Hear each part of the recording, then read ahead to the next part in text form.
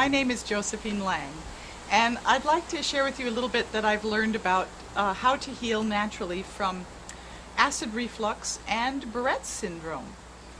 Now, if you've got it, you know what it is. It's very uncomfortable. Acid reflux is when you go to bed and you're not digesting your food very well, and you wind up having a little bit of that partially digested meal coming up into your throat, and it burns. And Barrett's syndrome is when our esophagus actually starts to form little injuries, and that's also very uncomfortable from the reflux, from the acid reflux coming up into the esophagus so many times. And there are a couple of ways to go ahead and move beyond this problem in life. So the first is to, of course, eat earlier in the day. That allows our digestive tract a little more time to go ahead and move the food out of the stomach and down into the small intestine. The second is to have smaller meals just before bed. So for acid reflux, for preventing acid reflux, I would say eating probably 4 hours before you actually get into bed. Now, you might have a tiny snack or something before bed after the food is largely digested, but the idea here is to assist digestion, to get that food so that it's no longer able to come up into the esophagus. And then as well, that can be helped with the use of enzymes. So the enzymes that I like to use that are very simple, this is by Nature's Life, bromelain and papain. Now, bromelain is from pineapples and papain is from papayas. And both of those will help us to digest our food in our stomach, which is great. And then if need be, then if you still have problems with digestion, the betaine HCl.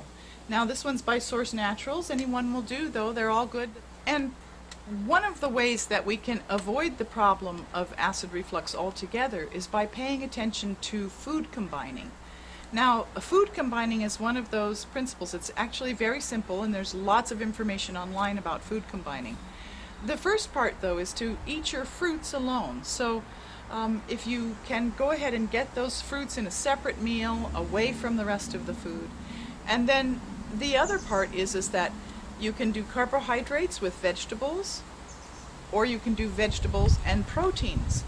But you don't want to do carbohydrates and proteins together. Now, unfortunately, most of our meals are carbohydrate and protein. You know, we have mashed potatoes and chicken, or we have a peanut butter and jelly sandwich. That's a protein with the peanut butter, and then the jelly and the bread is the carbohydrate. And so that makes for a difficult digestion because there are different different acids in the stomach that are used for digesting carbohydrates, and different acids used for digesting proteins. And so if we're trying to digest, let's say we've put some protein in our stomach and we're digesting a slice of cheese, and then we go ahead and eat a piece of bread, then we've just added in the carbohydrate, and the carbohydrates always step to the front of the line. So then the stomach goes ahead and changes the acids in the stomach to begin to digest that sugar, the carbohydrate, and then the protein has to sit and wait its turn again. All of the digestive acids in the stomach then that were for digesting protein need to get put on hold, and they kind of lose their potency with the digestive acids for the carbohydrate. So the long and the short of it is eat your carbohydrates and your proteins separately.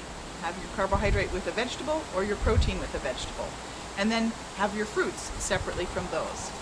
That will really assist with preventing any kind of acid reflux, and thus, of course, the more advanced problem, the Barrett's syndrome. So I also have a remarkable healing story that happened to a friend of mine, a dear friend of mine, and she had been diagnosed with colon cancer. And she went down to have her cancer removed from her colon.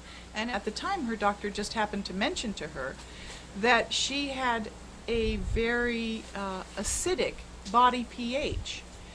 And so after she'd healed from her colon surgery, she happened to go to a party, and she was visiting with some people, and she met a naturopath there. And the naturopath said, "Oh, you're acidic. Well, you know, you can get these pH test strips, which you can pick up at the drugstore, and you can, a little roll of tape, and you can dip it in your morning urine and see how your pH is. Then there's also test strips that you can use for the saliva to let you know how acidic your body is.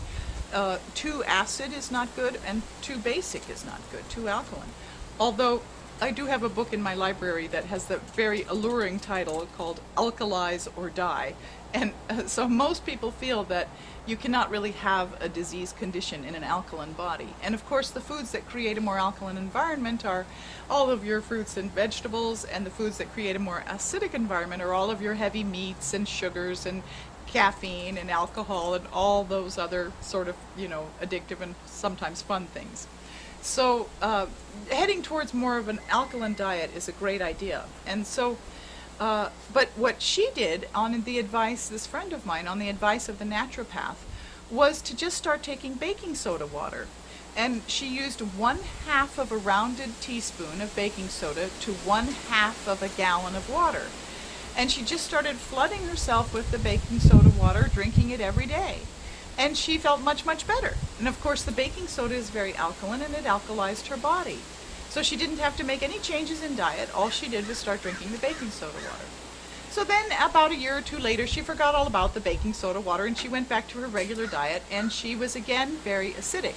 And she went to her oncologist to go ahead and see if there was any problems that had begun to develop.